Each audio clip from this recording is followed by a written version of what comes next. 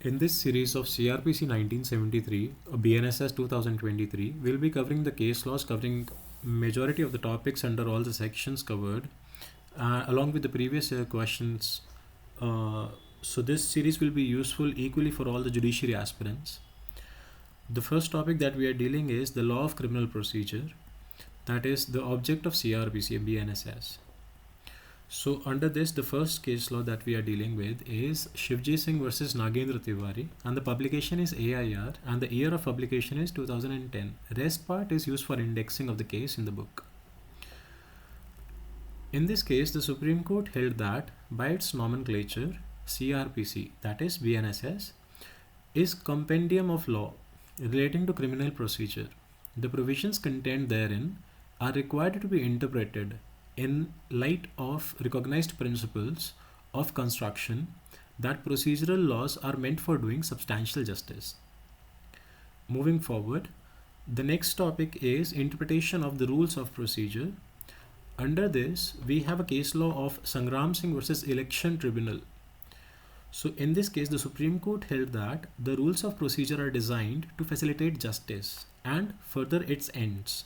Therefore, two technical interpretation should be avoided. Procedural laws should be construed literally so as to make substantive law useful and workable. The next topic is commencement, extent, and applicability of the code. Under this, we have a case law of Mo versus Superintendent Special Jail. The next case is Satpavana versus State of Assam. And the next one is Nagas People Movement of Human Rights versus Union of India. In all the cases, the Supreme Court held that though the provisions of CRPC, that is BNSS, are not applicable in certain districts of the state of Nagaland, it only means that the rules of CRPC BNSS would not apply, but the authorities would be governed by the substance of these rules.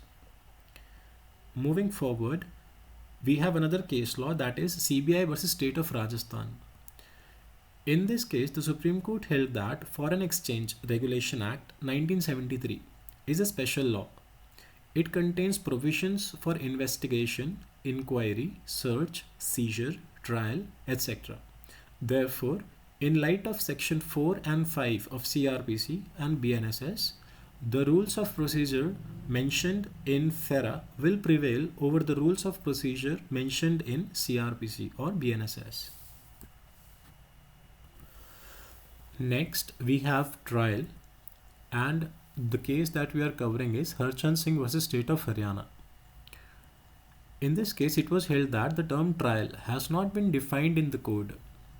There can be no universal meaning of the term trial. It can be defined as proceeding to determine guilt or innocence of the accused. Trial always ends in either acquittal or conviction. The purpose of trial is to find out whether accused is guilty or not. Moving forward, the next topic that we are covering is relief to the poor sections of community in CRPC, that is BNSS. And the case law that we are referring is Sanjay Gandhi versus Union of India. In this case, the Supreme Court held that it is not open to the committal court to launch on a process of satisfying itself that a prima facie case has been made out on the merits of the case. The jurisdiction vested in him under the earlier code has been eliminated under the present code.